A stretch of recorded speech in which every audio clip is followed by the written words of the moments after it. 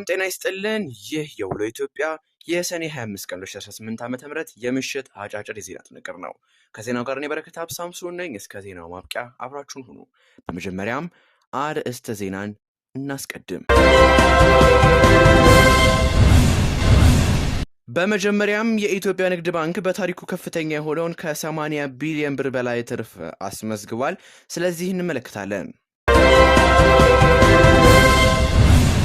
እንዲሁም በአማራ ክልል ባለፉት 11 ወራት ከ69 ሺህ በላይ የጋብቻ ምዝገባ ተከናውኗል። ስለዚህም የምንመለከት ይሆናል። ከባህር ማዶ ዘገባዎቻችን ደግሞ ተመድ በደቡብ ሱዳን 5 እርዳታ ሰራተኞች ሲገደሉ 4ቱ መቁሰላቸውን ገልጾ አውግዟል። ስለዚህም እንመለከታለን። እንዲሁም በመጨረሻም በብሪታንያ በኢቦላ ቫይረስ የተጠረጠረ ግለሰብ ወደ ሆስፒታል ገብቷል። ስለዚህም የምናተት ይሆናል። እስከ ዜናው ማብቂያ አብራችሁን ሁኑ።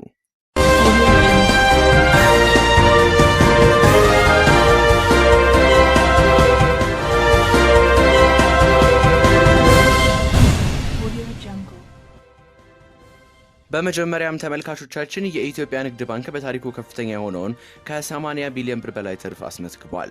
ባንኩ በተለያዩ የአፈጻጸም መለኪያዎች ከፍተኛ ውጤት ባስመዘገበበት በዚህ ዓመት ወይም የተጠናቀቀው የ2018 በጀት ዓመት 2025-2026 ከ272 ቢሊዮን ብር በላይ ገቢ በማግኘት ከ80 ቢሊዮን ብር በላይ ትርፍ ማስመዝገብም ችሏል። የኢትዮጵያ ንግድ ባንክ ፕሬዝዳንት አቶ አበይ ሳኖ የዓመቱን አፈጻጸም በተመለከተ በተዘጋጀ ጋዜጣዊ መግለጫ ላይ እንደተናገሩት በተጠናቀቀው በጀት ዓመት የተመዘገበው የትርፍ መጠን ካለፈው በጀት ዓመት ተመሳሳይ ወቅት ጋር አፈጻጸም ጋር ሲነጻጸር የ146.3 በመቶ ብልጫ ያለው ነው ሲሉም ገልጸዋል። አቶ አቤ ባንኩ ትላንት በተጀመረው በጀት ዓመት 2026-2027 ላይ 120 ቢሊዮን ብር ትርፍ ለማግኘት እንደታቀደም ተናግረዋል።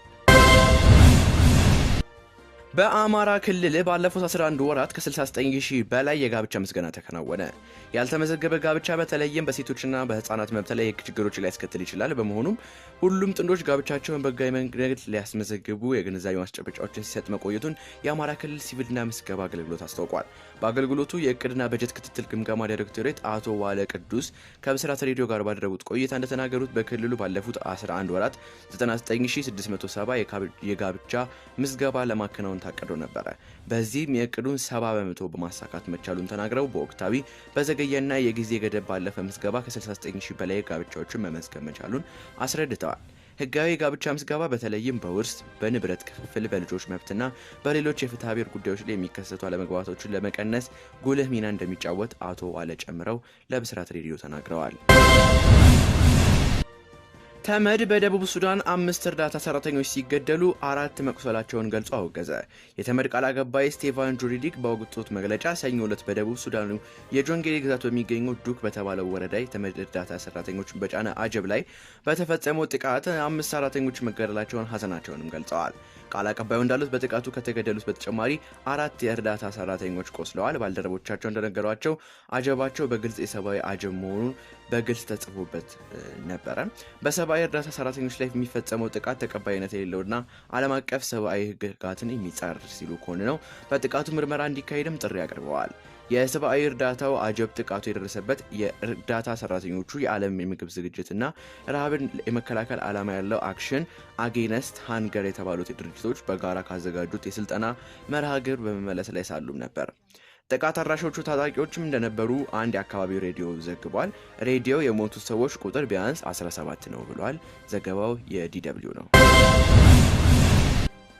ተመልካቾቻችን አሁን ያላችሁት ከውሎ ኢትዮጵያ የምሽት የዜና ጥንቅር ጋር ነው። አብራችሁን ቆዩ። በብሪታንያ በኢቦላ ቫይረስ የተጠረጠረ ግለሰብ ወደ ሆስፒታል ገባ።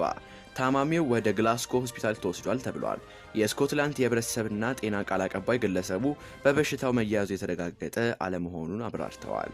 ነገር ግን ወደ ዩናይትድ ኪንግደም በሚገቡ የውጭ ሀገር ዜጎች ላይ ጥብቅ የሕክምና ክትትል እየተደረገ መሆኑን ገልጸዋል።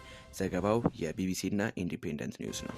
ተመልካቾቻችን ለዛሬ ያዝናቸው ልዩ የውሎ ኢትዮጵያ የሰኔ 25 ቀን 2018 ዓ.ም የምሽት አጫጭር የዜና ጥንቅር ይህን ይመስል ነበር። ከዜናው ጋር እኔ በረከት አብሳምሶን ነበርኩኝ። የደቦል ዜና ፕላስ የቴሌግራም ቻናልን በመቀላቀል ሰፊ የዜና ጥንቅር ያገኙ። በሌሎች ዜናዎች እስከምንገናኝ ሰላም።